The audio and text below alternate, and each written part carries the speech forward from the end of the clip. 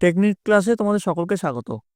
আজকের আমাদের আলোচ্য বিষয় 2026 সালের সপ্তম শ্রেণীর প্রথম পর্যায়ক্রমিক মূল্যায়নের পরিবেশ ও বিজ্ঞানের সেট 1-এর প্রশ্ন এবং তার উত্তর।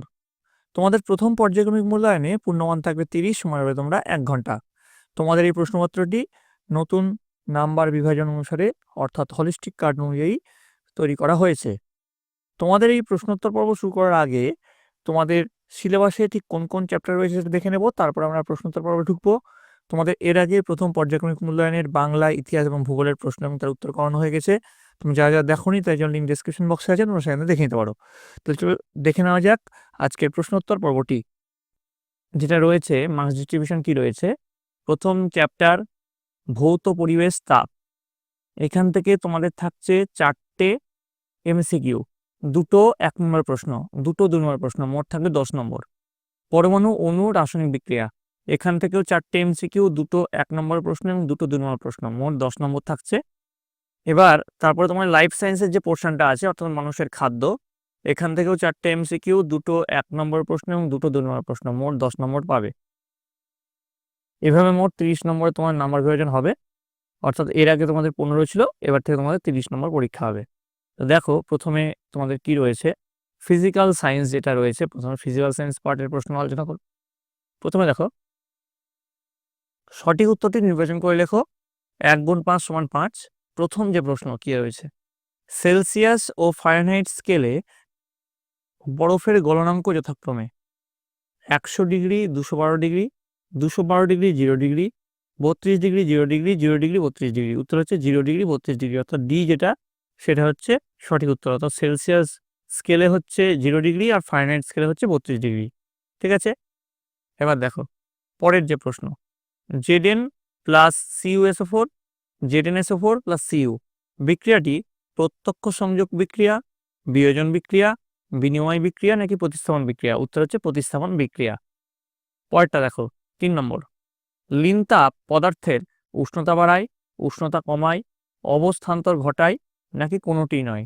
উত্তর হচ্ছে অবস্থান্তর ঘটায়। পরের প্রশ্ন, Na প্লাস আয়নে ইলেকট্রন সংখ্যা হলো 11 নাকি 10 নাকি 8 নাকি 121? উত্তর হচ্ছে 10। পরের প্রশ্ন, তাপ পরিমাপ করার যন্ত্র, A thermometer, B calorimeter, C hygrometer, D sonometer? উত্তর হচ্ছে বি ক্যালোরিমিটার। নেক্সট দেখো সংক্ষিপ্ত উত্তর দাও। প্রথম যে প্রশ্ন কি আছে দেখো, কোনো পরমাণুর ভর সংখ্যা 23 এবং পারমাণবিক সংখ্যা 11 হলে নিউট্রন সংখ্যা কত? তো দেখো ভর সংখ্যা মানে হচ্ছে নিউট্রন সংখ্যা প্লাস পারমাণবিক সংখ্যা। তো নিউট্রন সংখ্যা সমান ভর সংখ্যা মাইনাস পারমাণবিক সংখ্যা হবে, অর্থাৎ নিউট্রন সংখ্যা এখানে রেখে যদি পারমাণবিক সংখ্যাকে এদিকে নিয়ে আসি তাহলে ভর সংখ্যা মাইনাস পারমাণবিক সংখ্যা হবে। তাহলে 23 মাইনাস 11 কত হচ্ছে? 12 হচ্ছে। ঠিক আছে, 23 বিয়োগ 11 করলে আমরা পাই 12, তাহলে নিউট্রন সংখ্যা কত হবে? 12 পাবো। এবার দেখো তাপ পরিমাপের এসআই একক কি? উত্তর লিখবে জুল। নেক্সট 3 নম্বর, পরিবর্তনশীল যোজ্যতা দেখা যায় এমন একটি মৌলের নাম ও চিহ্ন লেখো। উত্তর লিখবে তামা। নেক্সট 10 গ্রাম বরফকে 10 গ্রাম জলে পরিণত করতে কত পরিমাণ তাপের প্রয়োজন? উত্তর লিখবে বরফ গলনের আপেক্ষিক তাপ 80 ক্যালোরি পার গ্রাম, অর্থাৎ ক্যালোরি প্রতি গ্রাম।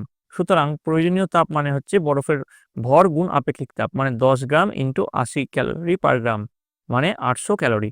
দেখো গ্রাম গ্রাম কেটে যাচ্ছে, থেকে যাচ্ছে 800 ক্যালোরি। পরের যে প্রশ্ন, নিম্নলিখিত প্রশ্নগুলির উত্তর দাও, যে কোনো 3টি বলেছে। প্রথম কি প্রশ্ন রয়েছে দেখো, প্রথম প্রশ্ন রয়েছে একটি বস্তুর উষ্ণতা 20 ডিগ্রি সেলসিয়াস হলে ফারেনহাইট স্কেলে তার মান কত হবে? উত্তর লিখবে ফারেনহাইট স্কেলের যে সূত্র সেটা হচ্ছে সেলসিয়াস স্কেল গুণ 9/5 যোগ 32 বা 32। এটা তোমরা সকলেই জানো। তো সেই হিসাবেই ফারেনহাইট স্কেলের মান যদি বের করি, আমাদের 20 ডিগ্রি সেলসিয়াস বলেছে, 20 বসিয়ে দিলাম, তারপরে 9/5 আর তোমাদের প্লাস 32 বসিয়ে দিলাম। এবার দেখো এখান থেকে কি পাবো আমরা, 9 দুগুণ 18, 180/5 করলে পাবো 36 যোগ 32, তাহলে কত হলো? 68 ডিগ্রি ফারেনহাইট। পরেরটা 2 নম্বর, প্রদত্ত যৌগগুলির সংকেত লেখো। Aluminium sulphate, sodium nitrate. তো এর যেটা উত্তরগুলো হবে দেখো, অ্যালুমিনিয়াম সালফেটের সংকেত এখানে দিয়ে দিয়েছি Al2SO4 হোল 3, আর সোডিয়াম নাইট্রেটের সংকেত দেখো কি আছে, NaNO3। পরেরটা দেখো 3 নম্বর, প্রদত্ত বিক্রিয়াটির সমতা বিধান করো, P4 + I2 Pi3। তো এটা সমতা বিধান করলে আমরা পাবো P4 + 6I2 থেকে 4Pi3। তারপর একটা 4, মাটির কলসিতে জল ঠান্ডা থাকে কেন? উত্তর লিখে, মাটির কলসির গায়ে অসংখ্য ছোট ছোট ছিদ্র থাকে। এই ছিদ্রগুলির মধ্যে দিয়ে জল ধীরে ধীরে চুইয়ে বাইরে আসে। বাষ্পীভবনের সময় এই জল কলসির চারপাশ থেকে তাপ গ্রহণ করে, ফলে কলসির তাপমাত্রা কমে যায় এবং জল ঠান্ডা থাকে। নেক্সট, এবার দেখো লাইফ সায়েন্সের যে পার্টটা আছে তার প্রশ্নের উত্তর কি হবে দেখো। সঠিক উত্তরটি নির্বাচন করে বাক্যটিকে সম্পূর্ণ করে লেখো। 1 × 3 = 3 আছে। প্রথম যে প্রশ্ন, চলে আসছি, লোহিত রক্তকণিকাতে উপস্থিত প্রোটিনটি হলো, অপশন আছে দেখো, কেরাটিন, অ্যাক্টিন, হিমোগ্লোবিন, কোলাজেন। উত্তর হচ্ছে হিমোগ্লোবিন। নেক্সট, দৃষ্টিশক্তি রক্ষাকারী ভিটামিনটি হলো, অপশন আছে জলে দ্রবণীয়, ফ্যাটে দ্রবণীয়, ঠান্ডা জলে দ্রবণীয়, আর কোনোটিই নয়। উত্তর হচ্ছে ফ্যাটে দ্রবণীয়। আচ্ছা, জলে দ্রবণীয় একটা ভিটামিনের নাম যদি তোমরা জানো অবশ্যই কমেন্টে লিখে জানাবে। পরেরটা দেখো, ওজন হিসাবে জলের পরিমাণ বেশি থাকে রক্তে, তার লালায়, মস্তিষ্কে, যকৃতে। উত্তর হচ্ছে রক্তে। পরেরটা দেখো, শূন্যস্থান পূরণ করো। 1 × 3 = 3। ভাত আটাতে থাকা প্রধান খাদ্য উপাদানটির নাম হলো শর্করা। ম্যারাসমাস রোগটি হলো ড্যাশ ও ড্যাশের অভাবজনিত ফল, প্রোটিন ও শক্তি। পরেরটা, ড্যাশ হলো একটি ফাইটোকেমিক্যাল। উত্তর হচ্ছে ক্যারোটিন। পরেরটা দেখো 3 নম্বর, বিসদৃশ শব্দটি কারণ সহ খুঁজে বের করো। 1 × 2 = 2। প্রথম যেটা আছে দেখো, দুটো করতে হবে, কেরোটিন, ভিটামিন, মায়োসিন, অ্যাক্টিন। তো এটা সঠিক উত্তর হচ্ছে কেরোটিন, কারণ এটি একটি ফাইটোকেমিক্যাল যা উদ্ভিদে পাওয়া যায়। অন্যদিকে ভিটামিন, মায়োসিন এবং অ্যাক্টিন প্রোটিন এবং প্রাণীদেহে পাওয়া যায়। পরেরটা দেখো 2 নম্বর কি বলেছে, মেটানিল, ইয়োলো, ট্রান্সফ্যাট, সাইক্লোমেট আর সোডিয়াম ক্লোরাইড বিসদৃশ বের করতে হবে। তো উত্তর হচ্ছে সোডিয়াম ক্লোরাইড। কারণ কি? কারণ হচ্ছে এটি একটি খাদ্য লবণ যা আমাদের শরীরের জন্য প্রয়োজনীয়।